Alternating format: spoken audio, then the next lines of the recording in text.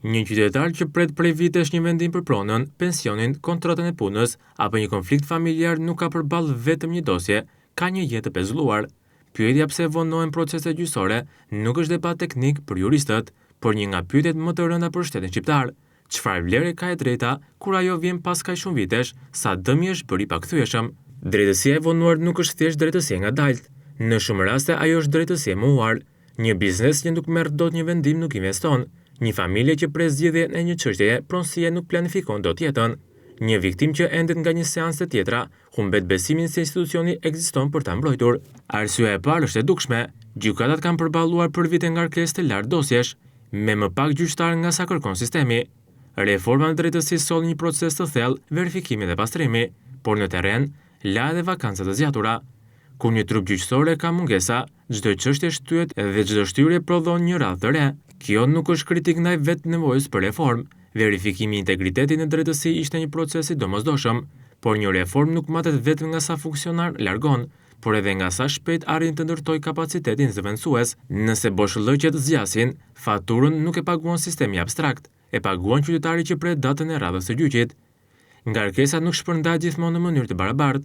Disa gjykata, sidomos në zonat me popullsi dhe aktivitet ekonomik më të madh, përballen me volum shumë të lartë çështjesh. Kur dosjet grumbullohen, gjyqtari nuk ka vetëm më pak kohë për secilën çështje.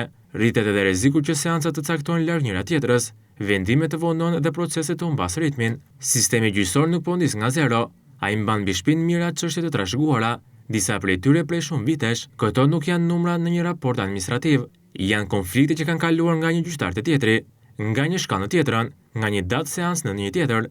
Në praktik krijohet një qark vicioz. Dosjet e vjetra kërkojnë kohë sepse shpesh kanë prova të shumta, palë të shumta dhe histori procedurale të ndërlikuar, ndërkohë çështjet e reja vazhdojnë të hyjnë në sistem.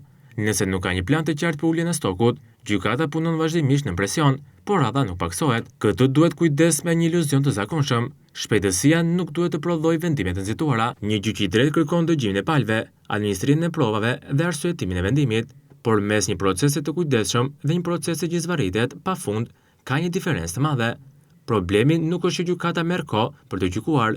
Shumë procese vonohen nga shtyrje të përsëritura, mungesa e avokatit, mosnjoftimi një pale, pamundësia për të sjellë një dëshmitar, ekspertiza që nuk dorëzohet në kohë, apo mungesa një antari të trupës gjykuese. Secila prej këtyre mund të ketë një shpjegim konkret, por kur përsëriten, nuk mund të trajtohen më si incidente të izoluara. Një palë që përfiton nga kalimi i kohës mund të kërkojë vazhdimisht kohë, të ndryshojë përfaqësuesin ligjor, të paraqesë kërkesa në moment të fundit, ose të krijojë pengesa të tjera.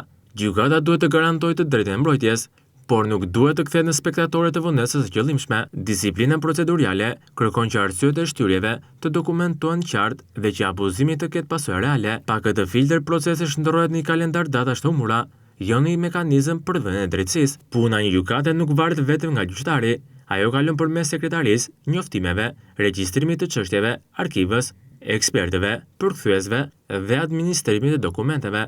Mjafton që një hall të mos funksionojë për të shtyrë një proces të tërë. Digitalizimi mund të reduktojë humbin e kohës, por nuk është kurrë magjike.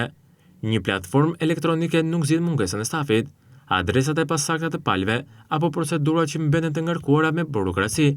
Teknologjia jep rezultat kur shoqërohet me rregulla të qarta, trajnim dhe përgjegjësi për çdo vonesë të pajustifikuar. Publiku ka të drejtë të dijë më shumë se data e seancës së radhës. Duhet të ketë transparencë për kozgjatjen mesatare të çështjeve, numrin e shtyrjeve, arsyet e tyre dhe dosjet që presin më gjatë. Transparenca nuk është luks komunikimi, është presion i lishëm mbi një sistem që administron jetën dhe pasurinë e njerëzve. Një pjesë e vonesave lidhet edhe me vetë strukturën e gjykimit në disa shkallë. E drejta për apel është garanci themelore dhe nuk mund të konsiderohet pengesë. Askush nuk duhet të pranojë një vendim të gabuar vetëm sepse sistemi kërkon të ulë statistikat e pritjes, por kjo e bën edhe më urgjente që secila shkallë të funksionojë me kapacitet, afate të arsyeshme dhe vendime të argumentuara.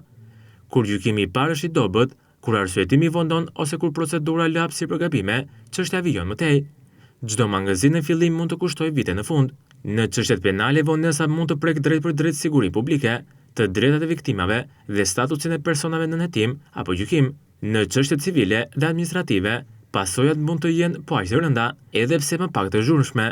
Një leje, një pronë, një detyrim financiar ose një drejt pune mund të mbetet peng i afateve. Është e lehtë të thuhet se sistemi ka probleme, më e vështirë është të thuhet kush përgjigjet për to. Institucionet që administrojnë gjyqësorin duhet të publikojnë objektiva të matshme për plotësimin e vakancave, uljen e dosjeve të prapambetura dhe përmirësimin e shërbimeve në gjykata. Qeveria duhet të sigurojë infrastrukturën dhe fondet pa e përdorur financimin si mjet presioni. Parlamenti duhet të kërkojë llogari me fakte, jo me deklarata ceremoniale. Edhe vetë gjykatat duhet të komunikojnë pa gjuhë të mjekullt. Kur një çështje shtyhet disa herë, qytetari meriton të di pse. Kur një dosje ka vite pa lëvizur, nuk mjafton të thuhet se ka ngarkesë. Duhet të shihet nëse kemi mungesë kapaciteti, administrim të dobët, pengesë procedurale apo neglizhencë. Drejtësia nuk ndërtohet me premtime për reforma të përhershme.